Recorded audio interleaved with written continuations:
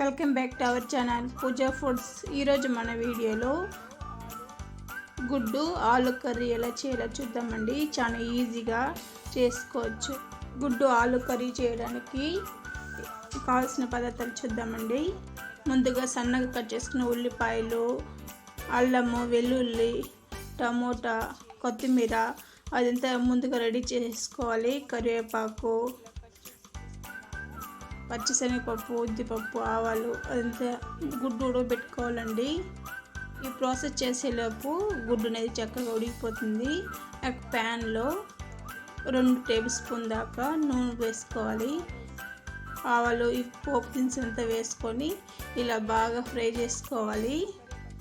ఇలా బాగా ఫ్రై చేసుకున్నాక ముందుగా కట్ చేసుకున్న వెల్లుల్లి, అల్లము వేసుకొని పచ్చి వాసన పోయేదాకా ఇలా కలుపుతూ ఫ్రై చేసుకోవాలి.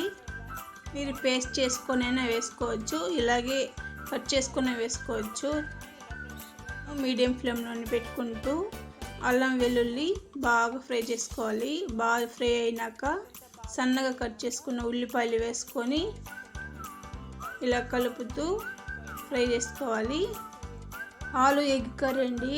చపాతీలో, పూరీలోకి, రైస్లోకి చాలా బాగుంటుంది. చూడండి, ఉల్లిపాయలు ఇలా బాగా ఫ్రై చేసుకోవాలి. చూడండి, ఇలా ఫ్రై అయిన తర్వాత ముందుగా మనం కట్ చేసి పెట్టుకున్న పొటాటోని ఇందులో వేసేసుకొని బాగా ఫ్రై చేసుకోవాలండి. నూనెలోని ఇది బాగా ఫ్రై అవ్వాలి, అప్పుడే టేస్ట్ వస్తుంది. ఇలా ఫ్రై చేసుకుంటేనే టేస్ట్ అనేది చాలా బాగుంటుంది. ముందుగా ఉడకబెట్టుకోకుండా ఇలా చేసుకున్నామంటే తినడానికి ఇంకా బాగుంటుందండి, ఎంత రుచిగా ఉంటుంది. ఇందులో ఫ్రై చేసుకున్నామంటే ఆలుగడ్డ బిన్నిగా ఉడికిపోతుందండి. దీంతో బాగా కలిపేసుకున్నాక 1 స్పూన్ దాకా సాల్ట్ వేసుకోవాలి. అలాగే 1 స్పూన్ దాకా కారం వేసుకోవాలండి. దీంతోనే పసుపు కొద్దిగా యాడ్ చేసుకోండి. ఇలా ఒకసారి బాగా కలిపేసుకున్నాక చూడండి, మనం నూనెలోనే ఫ్రై చేసుకున్నాం కాబట్టి ఉల్లిపాయలు అంతా, ఈ పొటాటో కూడా బాగా ఉడికిపోయింది. ఒక తుంచి చూపిస్తున్నాను చూడండి, బాగా ఉడికిపోయింది. చూడండి, ఇలా బాగా కలిపేసుకున్నాక ఇందులోనే మనము సన్నగా కట్ చేసుకున్న టమోటా కూడా వేసేసుకోవాలి. ముందుగా టమోటా వేసుకోకుండా ఇలా ఆలుగడ్డ ఉడికించుకున్నాక లాస్ట్లో టమోటా వేసేసుకోవాలి.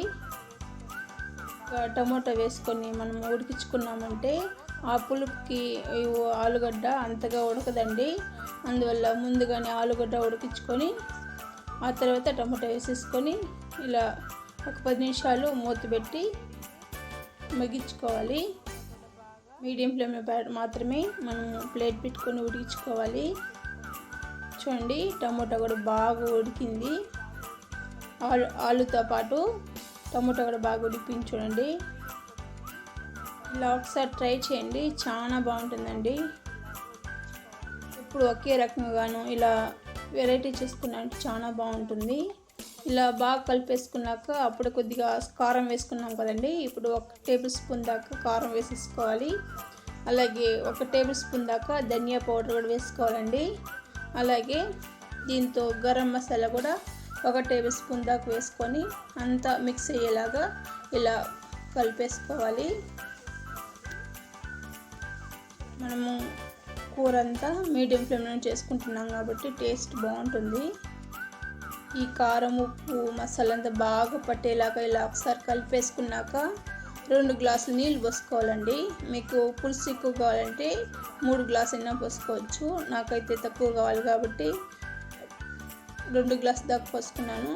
ఇలా పోసుకొని 5 నిమిషాలు మనం ఇలా మసాలా అంతా కలుపుకొని 2 గ్లాసులు నీళ్ళు పోసుకొని ఇలా ఒకసారి కలిపేసుకోవాలి. ఒక 5 నిమిషాలు ఇలా ఉడికిన తర్వాత ఎగ్ వేసుకోవాలి. ఘాట్లు పెట్టుకొని ఎగ్ దీంతో వేసుకొని ఒక 5 నిమిషాలు వదిలేసారంటే కూర అనేది చిక్కబడుతుంది. ఆ తర్వాత కొత్తిమీర వేసుకొని సర్వ్ చేసుకోవడమండి, చాలా బాగుంటుంది. మీరు ఒకసారి ట్రై చేయండి. ఎలా వచ్చిందో కామెంట్ చేయండి. Please subscribe. Thank you.